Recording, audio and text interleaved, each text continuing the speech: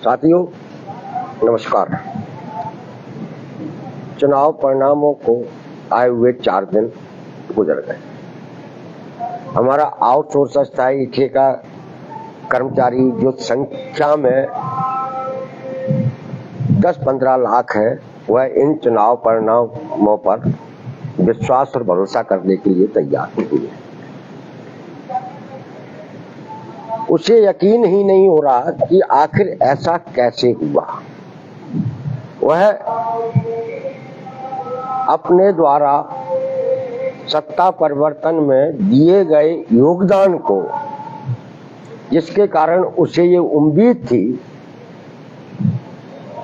कि मध्य प्रदेश में सरकार बदलेगी और नई बनने वाली कांग्रेस की सरकार, जिसने आउटसोर्स अस्थायी ठेका कल्चर को समाप्त कर उनके सरकारी कर्मचारी का दर्जा देने का वचन दिया है, एक तरीके से हमारे इन लाखों लाख कामगारों के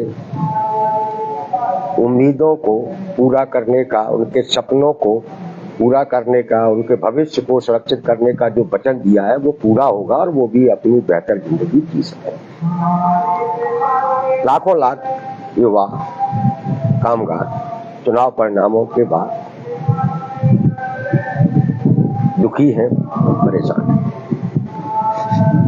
तो साथियों, अब हमारे सामने पछताने से कुछ नहीं होता। हमें आगे की तरफ चलना है, अपने भविष्य को सुरक्षित कराने के लिए नई ऊर्जा के साथ संघर्ष के मैदान में उतरने की मानसिकता बनानी पड़ेगी। चुनाव नतीजों के बाद जो संकेत मिल रहे हैं, जो चीजें बाहर आ रही हैं निकलकर, उससे ये स्पष्ट है कि जिस सरकार ने ये अन्यायकारी आउटसोर्स ठेका कल्चर नौकरियों में लागू किया है, वो उसको और तेजी के साथ लागू करेगी, उसकी रफ्तार बढ़ाएगी और हमारे साथ जो अन्याय हो रहा है उस अन्याय को वो स्थायी करेगी। दमोह से निर्वाचित विधायक जो पूर्व वित्त मंत्री हैं जयंत मलैया जी ने चुनाव जीतते ही ये कह दिया कि युवा हमसे नौकरी की उम्मीद न करें। इस तरह दो टूक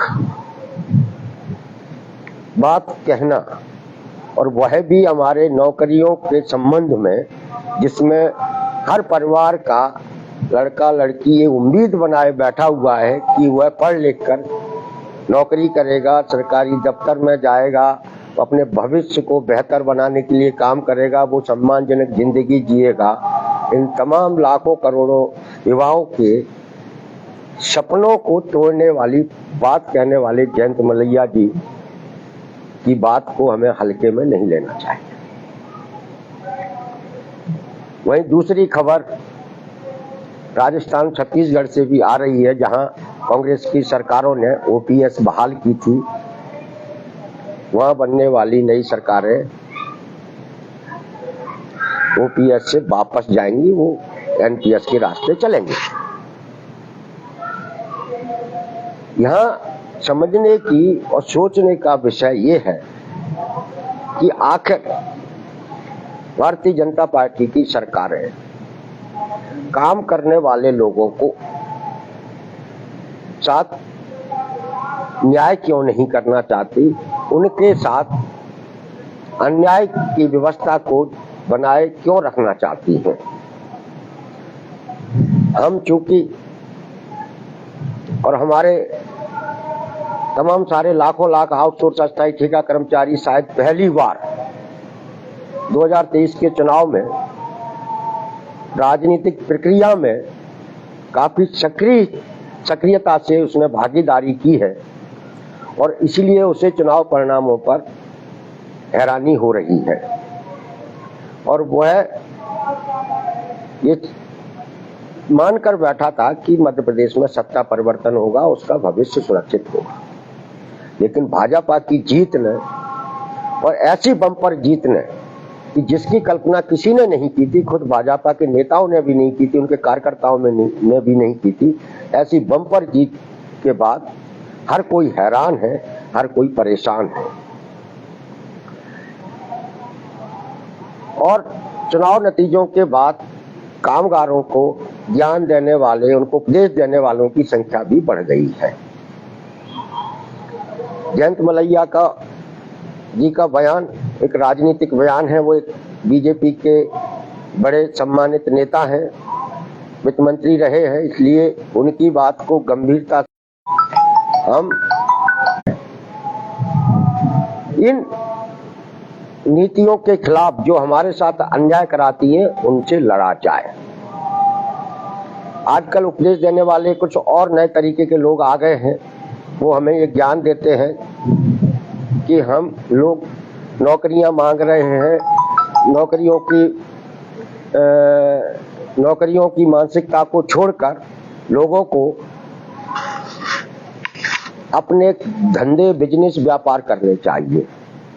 इन उपदेशकों से मैं सिर्फ इतना कहना चाहूंगा कि हर व्यक्ति लिए काम कौन करेगा, कंप्यूटर कौन चलाएगा, सरकारी दफ्तरों में फाइलें कौन सहेजेगा, ये तमाम सारे उपदेशक जो है हमारे कामगार वर्ग के मनोबल को तोड़ने का काम कर रहे हैं, जिससे हम अपने सम्मानजनक वेतन, रोजगार में सुरक्षा के संघर्ष नहीं कर सके।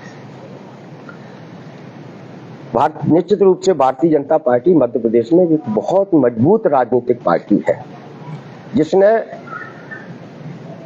जिसके पास 30 से 35% तक निश्चित वोट बैंक है, और जिससे वो जो चाहती है वो कहलवाती है, जो चाहती है वो करवाती है। ये वो लोग हैं, और 30-35% लोग बहुत होते हैं, और यही पूरे समाज के अंदर वातावरण बनाते हैं। हमारे लिए चिंता की बात ये है कि ये समाज जिसमें हम भी रहते हैं, आप भी रहते हैं, ये समाज को भारतीय जनता पार्टी पूरी तरीके से संवेदनहीन बना रही है। कामगार वर्ग के प्रति किसी की कोई हमदर्दी नहीं है, उसकी परेशानियों से किसी को कोई लेना देना नहीं है, बल्कि उल्टे जब कामगार कर्मचारी वर्ग अपने सवालों को लेकर आंदोलन करता है, धरना प्रदर्शन करता है, तो इसकी विपरीत प्रतिक्रियाएं इसी समाज के बीच से उठती हैं कि ये हरामखोर हैं, ये काम नहीं करना चाहते, इसलिए ये ऐसा है, सब कुछ बेच देना चाहिए। ये जो पूरे समाज के अंदर एक ऐसा वर्ग भारतीय जनता पार्टी ने तैयार कर दिया है जो कामगार वर्ग की पीड़ा सुनने के लिए ही तैयार नहीं है, समझने के लिए तैयार नहीं है। उल्टा पीड़ित व्यक्ति के परेशानियों पर वो हंसता है, और यह हमने कोरोना के समय देखा। कोरोना के अंदर सबसे ज्यादा परेशान कामगार कर्मचारी वर्ग हुआ, लेकिन यही समाज, इसका एक हिस्सा जिसे हम भाजपा समर्थक कह सकते हैं, जब मजदूर सड़कों पर चल रहा था तो यही समाज तालियां बजा रहा था, थालियां बजा रहा था, फूल बरसा रहा था, दिवाली मना रहा था। इन लोगों में इतनी हिम्मत नहीं हुई कि सरकार से ये सवाल कर सकते कि भाई पहले इन लोगों को जो दूर दराज शहरों में फंसे हुए हैं, इन्हें इनके गांव भेज दीजिए, इनको घर भेज दीजिए। सवाल नहीं, ये सवाल कहीं से नहीं उठा। हमारे एक प्रधानमंत्री के एक सनकी फैसले पर तालियां बजाने वाला वर्ग जो तैयार हो गया है, वही हमारे साथ हो रहे अन्याय के लिए भी जिम्मेदार है। इसलिए हमारा जो लाखों लाख आउटसोर्स अस्थायी ठेका कर्मचारी है, जिसे अगर ईमानदारी से अपने भविष्य को सुरक्षित कराना है तो उसे एक बड़ी और व्यापक संघर्ष की तैयारी करनी होगी। उसे अपने आप को इस हद तक तैयार करना होगा कि वह समाज के उस वर्ग को भी ये समझा सके कि भाई हमारे साथ जो अन्याय हो रहा है, हम भी आप जैसे ही परिवारों के बच्चे हैं, इस अन्याय के में कम से कम सरकार का साथ तो न दें। अब ये काम बहुत आसान काम नहीं है, लेकिन फिर भी हमें ये काम करना पड़ेगा। 35% तक जो भाजपा समर्थक वर्ग है समाज के अंदर, वह सवाल करने को भी गलत मानता है। उसको इस तरीके से दिमागी तौर पर तैयार कर दिया गया है कि सरकार से सवाल पूछना भी वो गलत समझने लगा है। उसे लगता है कि सरकार से सवाल पूछने का मतलब है कि हम कुछ अपराध कर रहे हैं, गलत कर रहे हैं, जबकि हम सब लोगों की जिम्मेदारी बनती है कि सरकार से सवाल करते रहना चाहिए, जिससे कि सरकार निरंकुश न हो। आप बताइए कि किसका नुकसान है? ठीक है, हमारे लाखों लाख आउटसोर्स अस्थायी ठेका कर्मचारियों के साथ तो अन्याय हो ही रहा है कि जिस मध्य प्रदेश के अंदर 80% तक सरकारी सेक्टर बेच दिया गया हो, उस मध्य प्रदेश का के लोग भारतीय जनता पार्टी को चुन रहे हैं। क्या वो अपने परिवार में पढ़ रहे बच्चों के साथ, बड़े हो रहे बच्चों के साथ, पढ़ लिख रहे बच्चों के साथ अन्याय नहीं कर रहे? क्या उन्हें इस सरकार से ये नहीं पूछना चाहिए कि आपने इस सरकारी दफ्तरों को क्यों ठेकेदारों के कंपनियों को बेच दिया है? लेकिन ये सवाल जब तक समाज के हर व्यक्ति की तरफ से नहीं पूछा जाएगा, हर जातियों के बीच से नहीं पूछा जाएगा, तब तक सरकार अपने इस रास्ते से वापस नहीं आएगी। हैरानी की बात है कि मध्य प्रदेश में पिछले 20 साल के अंदर क्लास 4 की, क्लास 3 की नौकरियां नहीं निकली है। यहाँ करोड़ों करोड़ लोगों को रोजगार मिल सकता था। क्लास 4 में जो लोग नौकरी करने जाएंगे, समाज के सबसे गरीब, पीड़ित, वंचित परिवारों के बच्चे बच्चियां होते हैं, लेकिन उनके ही सरकारी नौकरी के रास्ते को बंद कर दिया सरकार ने, और उनके परिवारों की महिलाओं को लाडली कहकर 1000, 1500, 1200 रुपए देकर उनके वोट को खरीद लिया गया, सिर्फ एक भावनात्मक भाषण देकर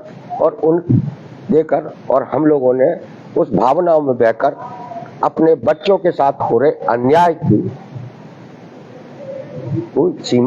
उम्र बढ़ा दी। हम लोग भले ही अपने संगठन की तरफ से आउटसोर्स कल्चर को समाप्त कराने की लड़ाई लड़ रहे हैं, इससे हमारे लाखों लाख युवाओं का भविष्य तो सुरक्षित होगा ही, लेकिन हम इस शोषित, पीड़ित, वंचित वर्ग की, वंचित तबके की, दलित, आदिवासी, ओबीसी समुदाय के उन लाखों लाख पढ़े लिखे युवाओं के रोजगार के रास्ते को खोलने की लड़ाई भी लड़ रहे हैं।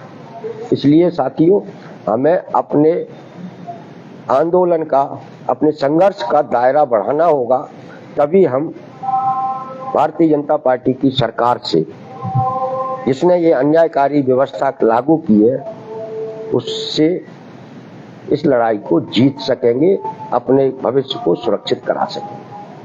क्योंकि उसने समाज के एक बड़े वर्ग को शोषक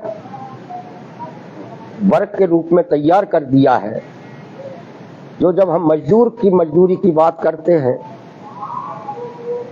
उस पर भी वो हंसता है, वो कहता है इनको तो मरने दो। यानी एक मजदूर के प्रति जो संवेदनशीलता समाज की होना चाहिए, उस संवेदनशीलता को भी भारतीय जनता पार्टी के नेताओं ने अपने अपने भावनात्मक भाषण के जरिए खत्म कर दिया गया है। मोदी जी कब भी गरीब की बात करेंगे, लेकिन कभी उस गरीब की, उस पीड़ा की बात नहीं करेंगे, उसकी उस जरूरत की बात नहीं करेंगे जिसके लिए वो परेशान है और जो वो चाहता है। हमारे और आप सबके लिए चिंता का विषय है कि 10 साल में मोदी जी की सरकार ने 80 करोड़ लोगों को 5 किलो गेहूं के ऊपर निर्भर कर दिया है, 5 किलो राशन पर निर्भर कर दिया है। क्या ये चिंता का विषय नहीं है? किसी भी सरकार की ये जिम्मेदारी होती है कि समाज के हर व्यक्ति की क्रय शक्ति को बढ़ाएं। समाज का जीवन स्तर तभी ऊपर उठता है जब उसकी क्रय शक्ति बढ़ती है, और क्रय शक्ति बढ़ती है रोजगार देने से, रोजगार में सुरक्षा और सम्मानजनक वेतन से। लेकिन भारतीय जनता पार्टी की सरकारों ने आबादी के बहुमत हिस्से की क्रय शक्ति को सबसे निचले स्तर पर लाकर खड़ा कर दिया है, और आज स्थिति ये है कि लोग 1000-1200 रुपए में अपना वोट बेचने के लिए मजबूर हैं। अब आप समझ सकते हैं कि आपकी लड़ाई कितनी बड़ी है, कितनी महत्वपूर्ण है, कितनी गंभीर है। हमें अपने आप को कामगारों के प्रति यदि ईमानदारी से उनकी बेहतरी के लिए कुछ करना चाहते हैं तो हमें वैचारिक रूप से भी खुद को तैयार करना होगा। हमें उस विचारधारा के को अपने आप को तैयार करना होगा जो कामगारों के साथ हो रहे अन्याय के लिए हमें दिमागी तौर पर मजबूत बनाने का काम करे। हमें ये लड़ाई लड़नी ही पड़ेगी। यदि हम नहीं लड़ेंगे तो हमारे साथ अन्याय बढ़ता चला जाएगा। जैसा जयंत मलैया जी ने कहा है कि नौकरियां देना हमारी सरकार के भरोसे न रहे, नौकरियों के लिए आप अपनी खुद व्यवस्था करें। तो साथियों, आपको अपनी नौकरी बचानी है, अपनी नौकरी को सुरक्षित करना है, तो निश्चित रूप से आपको संघर्ष के लिए तैयार होना पड़ेगा। जो भी जनादेश आया है, भले ही हमारे मनसा अनुरूप नहीं आया है, फिर भी हम इसे स्वीकार करते हुए आने वाले दिनों में एक संघर्ष के लिए अपने सवालों को सरकार तक पहुंचाने के लिए तैयार करेंगे। इसी के साथ आप सब लोगों को